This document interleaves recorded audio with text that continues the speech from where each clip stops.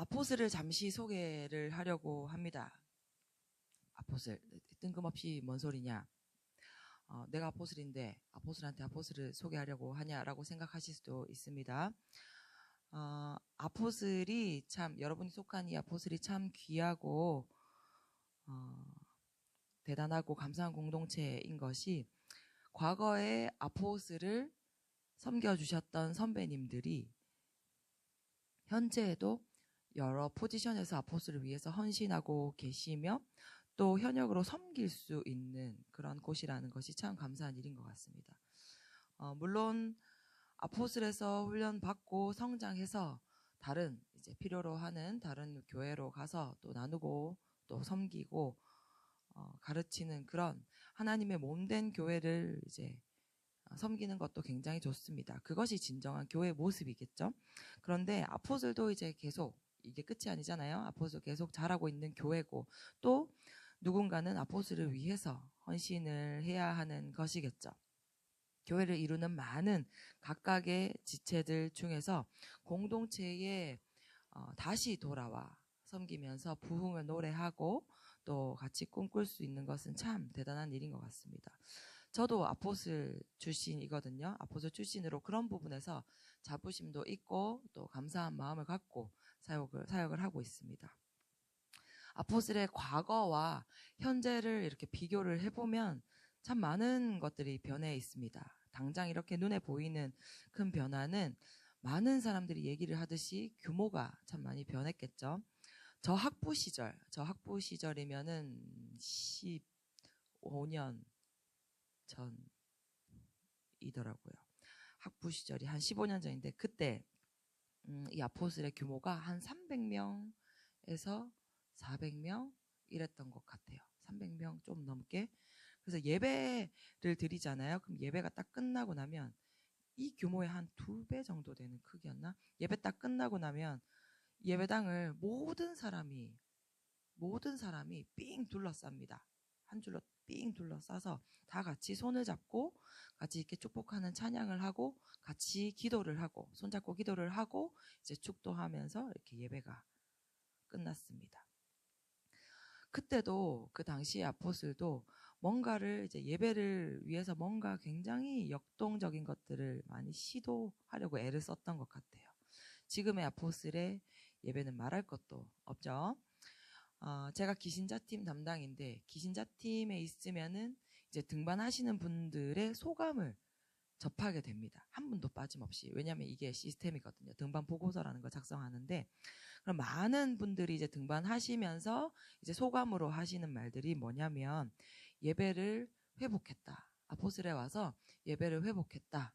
예배를 기대하게 됐다라는 것입니다. 초신자가 아닌 기신자에게 이런 고백이 나온다라는 것은 굉장히 기쁘고 감사한 일입니다. 여전히 아포슬 예배는 참 좋습니다. 많은 영혼들이 회복되고 또 하나님을 깊이 만나는 것 같아서 감사합니다. 옛날에도 지금도 참 좋다고 저는 느끼거든요. 지금 규모가 더 커져서 뭐 시스템이 잘 돼서 더 좋고 그런 건 아닌 것 같습니다. 그때는 그때의 아포슬대로 참 좋았고, 또 지금은 지금의 이 아포슬의 모습대로 참 좋습니다. 오랜 기간 아포슬에 있으며, 오랜 기간, 저보다 더 오래 계신 분도 계시는데, 오랜 기간 아포슬에 있으면서 아포슬 공동체를 바라볼 때 여러 가지 이제 깨달음이 왔습니다. 첫 번째는, 하나님이 아포슬을 정말 많이 사랑하시는구나 라는 것입니다. 나 같은 사람을, 그러니까 저 같은 사람을, 이 부족한 사람을 사용하시면서도 아포슬 예배가 참 많이 은혜롭다라고 하는 걸 보면 하나님은 분명히 아포슬을 사랑하시는데 그것도 아주 많이 사랑하시는 것 같다라는 것을 제가 이제 예배 인도자, 찬양 인도자, 이제 첫 찬양 인도자로 섬기면서 깨달음이 오더라고요. 아포슬을 참 많이 사랑하고 계시는구나. 두 번째 깨달음은, 많은 이들이 참 많이 헌신하고 있구나. 근데 이 헌신이 헛되지 않는구나. 이 공동체에 다 녹아 있구나. 하나님이 그들의 헌신을 다 기억하고 계시는구나 라는 것입니다. 옛날에 우리의 선배님들이 혹은 아포스를 다녀가신 많은 사역자분들이 계시잖아요. 그 사역자분들이 아포스이 이렇게 될 줄 알고 혹은 다른 이제 큰 그림을 기대하고 계셨을지 모릅니다. 이렇게 될지 알고 있었을까요? 몰랐을 거라 생각을 하는데 지난 주일에 우리 밤별 때 우리 배준현 목사님께서 말씀하신 것처럼 우리는 부흥을 계속해서 꿈을 꿔야 됩니다. 그런 양적인 부흥, 꼭 이런 것만 얘기하는 것이 아니라 영적인 부흥을 얘기하는 것이겠죠. 부흥을 꿈꿔야 합니다.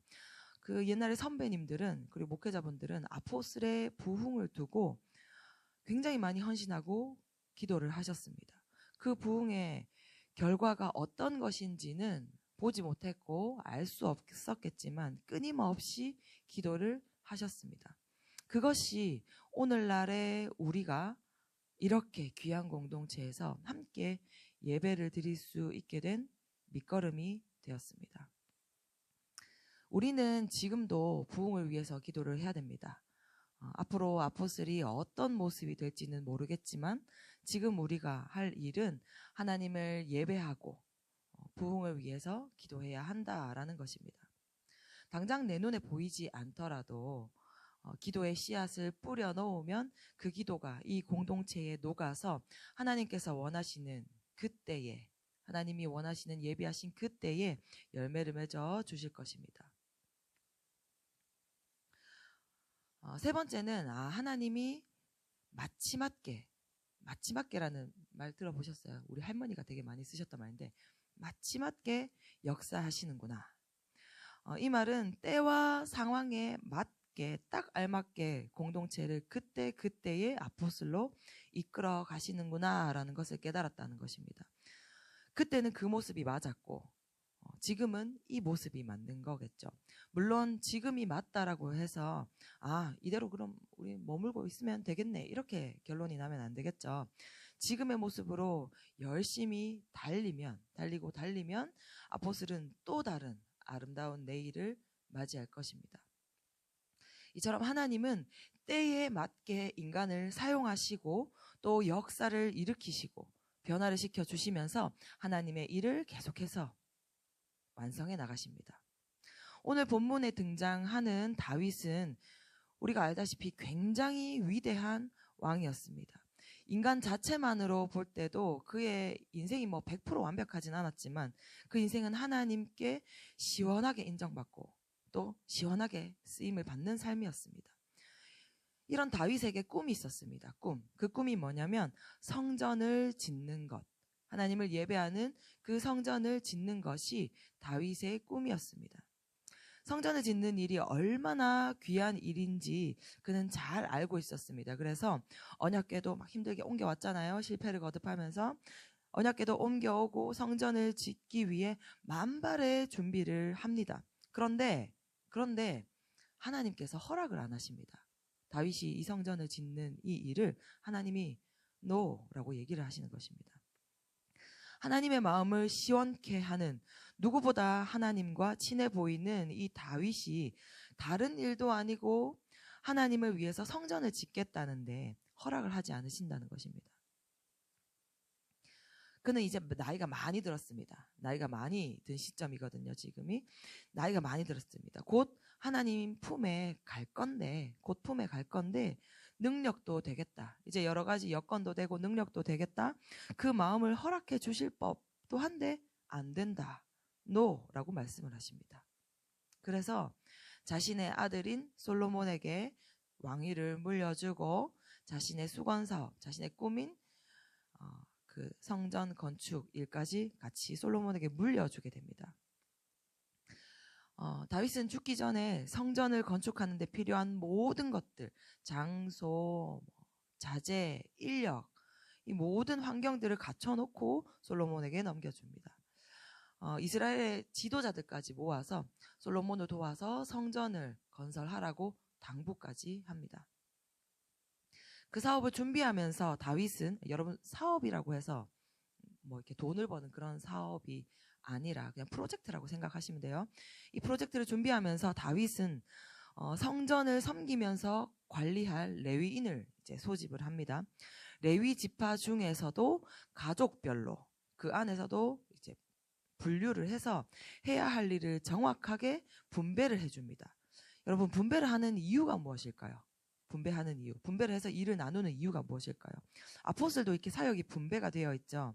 달란트별로 이제 기능국들이 나눠져서 예배를 섬기는 일을 하고 있고, 또 공동체가, 아포스들 전체 공동체가 팀별로 나눠져서 팀의 특성에 맞게 팀과 사랑방을 운영하고 있습니다. 분배를 한다라는 것은 책임감이 있게 전문적으로 일을 하기 위함이겠죠. 이렇게 분배를 했을 때의 장점은 첫 번째로 각기 재능대로 가진 재능대로 일하게 하면서 만족감을 누릴 수가 있고, 그리고 겸손하게 일할 수 있다는 것입니다. 서로의 권리를 침해하지 않고 겸손하게 임하게 하고, 또 각기 분야에서 일의 능률을 낼 수 있도록 한다라는 것입니다. 오늘 본문에서 레위인을 어떻게 분배를 했는고 하니, 레위 사람 3만 8천 명 중에서 2만 4천 명은 성전의 일을 보살피는 사람, 6천 명은 관원과 재판관으로, 그리고 4천 명은 문지기, 그리고 나머지 4천 명은 악기로 찬송하는 자들로 이렇게 분배를 했습니다. 레위 사람만 이렇게 불러서 뭔가 성전을 섬기는 일을 이렇게 맡기니까 뭔가 대단한 것 같죠. 우리 같이 13절 한번 읽어보실까요? 13절. 오늘 본문의 13절 한번 읽어보시겠습니다. 시작. 아므람의 아들들은 아론과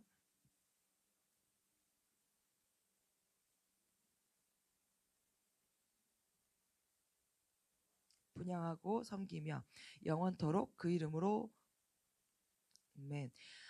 레위인 가족들을 이렇게 나열을 하는, 여기 보면은 레위인 뭐 어느 가족들 막 가족별로 되게 막 이렇게 사람 인원이 되게 많이 나열이 되어 있거든요. 다 레위인인데 이 중에서 나열되어 있는 이 가족들 중에서 우리가 엄청 잘 알고 있는 위대한 리더십인 모세도 등장합니다. 그런데 모세에 대해서 뭐 별다른 큰 설명이 없어요. 설명이 없고 모세가 아주 간단하게 그냥 한번 언급되는 모습을 봅니다. 이 구절에서, 우리가 방금 읽어본 이 구절에서 주목할 것은 여호와를 섬기는 이들에게 요구되어지는 조건이 나오는데, 그 조건은 거룩함이라는 것입니다. 우리는 이것에 주목을 해야 됩니다. 레위 지파를 특별히 지목하여서 중요한 성전 관리를 담당하게 하는 것이 뭔가 대단해 보일 수는 있습니다. 하지만 하나님은 제사장에게 무엇보다 거룩성을 요구를 하십니다. 그것도 영원토록 구별되고 성결하고 거룩한 자가 되어서 여호와를 섬기라 라고 말씀을 하십니다. 여러분, 하나님이 저와 여러분을 제사장으로 부르셨습니다. 믿으십니까? 이 말은 레위인에게 요구하신 것과 마찬가지로 특별히 더 구별되어서 정결하고 거룩한 자가 되어서 하나님을 섬기라 라고 하시는 것입니다. 너는 제사장이 맞아. 근데 난 아니야. 이게 아니라 하나님을 믿는 사람은 이 땅에서 하나님의 거룩성을 닮아서 왕같은 제사장으로서의 삶을 살아야 한다라는 것입니다. 하나님의 사람으로 부름을 받은 우리는 축복의 통로로, 그리고 세상에 하나님의 복음을 전하면서 사람을 살리고 키우고 고치는 생명사역에 동참을 하고 세상을 축복하면서 은혜를 전달하는 역할을 감당해야 한다라는 것입니다. 오늘 본문은 우리에게 세 가지 교훈을 줍니다. 첫 번째로는 하나님은 여전히 위대하시고 예배받으시기 합당하신 분이라는 것입니다. 광야에서도 이스라엘 백성들이 애굽에서 나와서 광야 생활을 할 때 그 광야에서도, 그리고 예루살렘 성전에서도, 오늘 본문의 예루살렘 성전에서도 하나님은 영광 받으시기 합당하신 분이시라는 겁니다. 이 말은 하나님은 언제나 어디서나 우리의 예배를 받으셨다라는 것입니다. 광야에서는 구름이 옮겨질 때마다 성막을 해체를 해가지고 수고롭게 옮겼어야 했습니다. 이때도 마찬가지로 레위인들이 업무를 나눠서, 누구는 뭐 기둥, 누구는 천막, 이렇게 해서 나눠서 수고하면서 이 일을 해왔죠. 예루살렘 성전에서는 이제 더 이상 성막을 옮길 필요가 없다라고 얘기를 합니다. 이제 정착을 한 거죠. 그때도 이때도 여전히 하나님은 백성들의 예배를 기뻐하시고 귀하게 받으십니다.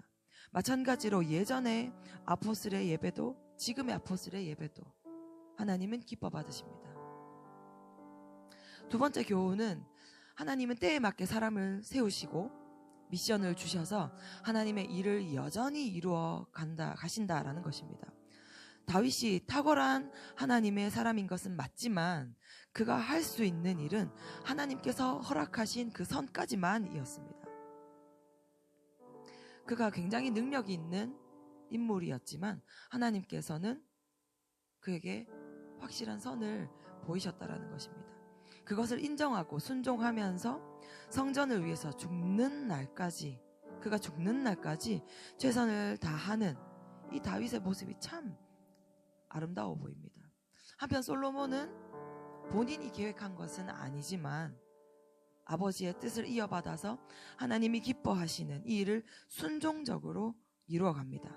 얼마나 인수인계가 잘 되었는지 성전 완공 후에는 이 솔로몬이 하나님께 제일 먼저 제사를 드리는 모습이 그렇게 예뻐 보일 수가 없죠. 이것은 하나님께서 다윗에게 부어주신 그 마음까지 솔로몬에게 잘 전달되었기 때문에 가능한 일이라 생각을 합니다. 우리도 하나님을 예배하고자 하는 이 마음과 이 정신을 우리의 후대들에게 잘 전달해 주어야 할 것입니다. 하나님은 하나님께서 원하시는 때에 계획하신 사람을 세우셔서 하나님의 일들을 이루어 가십니다. 공동체를 위한 그때의 적절한 미션이 있습니다. 다윗 때에 원하시는 것이 달랐고 또 솔로몬 때에 원하시는 게 달랐듯이 하나님께서 시기에 맞게 공동체에 원하는 것이 있으시다라는 것입니다. 어느 때는 계속 씨를 뿌리는 작업을 요구하실 것이고 또 어느 때는 거름을 계속 주는 작업을 요구하실 거고 또 어느 때는 물 주는 작업, 또 어느 때는 잡초를 주는 작업, 또 어느 때는 수확하는 작업을 하실 것입니다.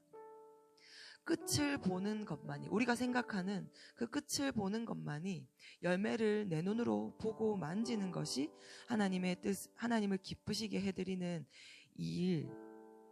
일이다라는, 그것만이 하나님을 기쁘시게 해드리는 일이다라는 것이 아니라 모든 순간순간이 하나님의 일을 이루어가는 과정이기 때문에 하나님께서 기뻐하실 수밖에 없다라는 것을 기억해야 합니다.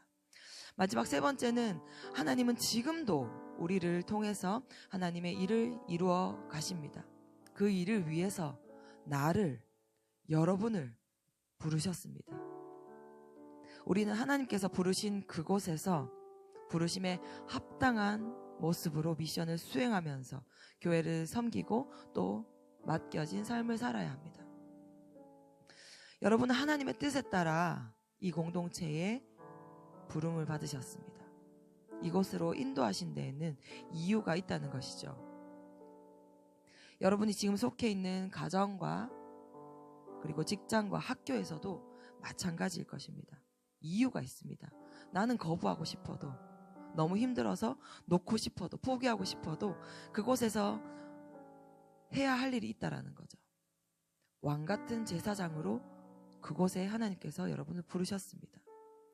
여러분, 제사장이 하는 일이 무엇이죠? 하나님을 예배하는 일입니다. 그냥 예배하는 것이 아니라 앞장서서 누구보다 정결하고 거룩한 모습으로 하나님을 예배하는 것입니다. 여러분이 부름 받으신 그곳에서 하나님을 예배해야 할 것입니다.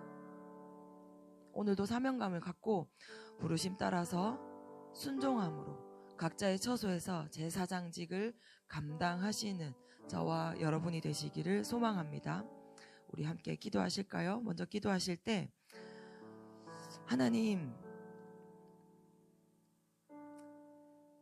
하나님께서 부르신 그곳에서 예배하고 경배하기 원합니다. 교회에서의 예배도 중요하지만 제사장으로 부르신 나의 삶 속에서도, 하나님이 맡겨주신 그 삶 속에서도 하나님을 예배하는 예배자가 되기를 원합니다. 우리가 매일 부르는 찬양의 가사처럼 주님께서 기뻐하시는 거룩한 삶의 예배를 드리는 오늘 하루가 되게 하여 주시옵소서라고 우리 간절한 마음을 담아서 함께 기도하며 나아갑시다. 함께 기도합시다. 주님 감사합니다. 하나님 내게